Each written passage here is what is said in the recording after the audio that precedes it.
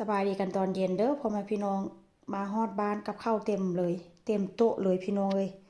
ผัวส่งข้อความหาบอกว่าให้เก็บกันกับข้าวกับน้ำเข้าตู้เย็นแด่ว่าซั่นค่อยบานได้เก็บค่อยฟ้าวไปให้เวียก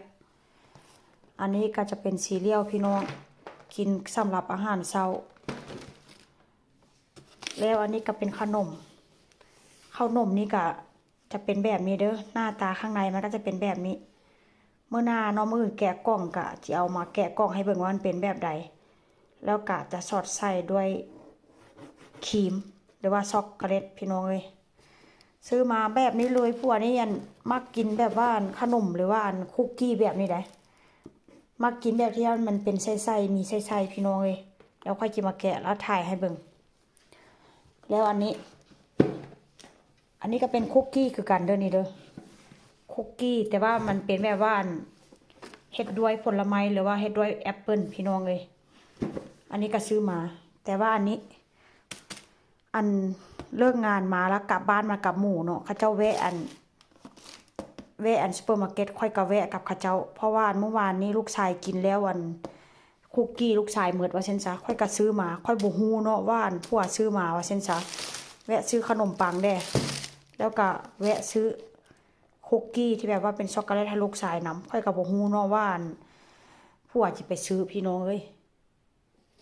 มาฮอดบ้านแล้วมาเบิ่งข้อความจาก WhatsApp ผัวบอกว่าค่อยซื้อมาแล้วเด้อคุกกี้กับข้าวกับน้ำว่าเสร็จบ่ทันแล้วเมียแวะซื้อแล้วอันนี้ก็เป็นพวกไก่พี่น้องขาไก่มื้อนี้จีนึ่งข้าวเหนียวมื้อนี้เป็นมื้อหยุดอีกแล้วได้พี่น้องเอ้ยวนเวียนมาไว้เวลานี้ผ่านไปไวแท้ว่าบ่มีการรอคอยท่าผู้ใดเด้อเวลานี้เด้อมื้อนี้วันศุกร์หยุดงานนี้แล้วเป็นวันหยุดพี่น้องแต่ว่ากะมื้ออื่นก็ต้องได้เข้างานแต่เช้าเข้างาน7:30น.หัวหน้าเลยหยุดให้บ่หยุดบ่ได้พี่น้องขี้ตายก่อนในห่างกายนี้ให้แต่งานแล้วการนี้เป็นเนื้อหมูติดมันนั่นแหละเนาะงานนี้ก็ขาดบ่ได้เลยพี่น้องเอ้ยเนื้อหมูติดมันนี่นะกินยามใดก็แซ่บยามนั้นขาดบ่ได้เพราะฉะนั้นแล้วก็มีติดบ้านไว้ถ้าหากว่าวันได้เฮ็ดก็สิแช่แข็งไว้เนาะแต่ว่าสิบ่เฮ็ดเท่าใดก็เฮ็ดเทื่อนั้นพี่น้องเอ้ยปิ้งหมูนี่นะแซ่บกินกับข้าวเหนียวก็แซ่บพี่น้องเมนูอาหารหลักของครอบครัวเฮาว่าเช่นซะแล้วก็นี่ก็เป็นไส้กรอกนี่ก็ดนกินเทื่อนึงพี่น้องกินกับข้าวเหนียวก็คือว่าแซ่บนี่ก็เป็นไข่นี่ก็ไข่เป็นแพ็คแบบนี้เลยนะอันนี้ก็เป็นเนื้อหมูนี่ก็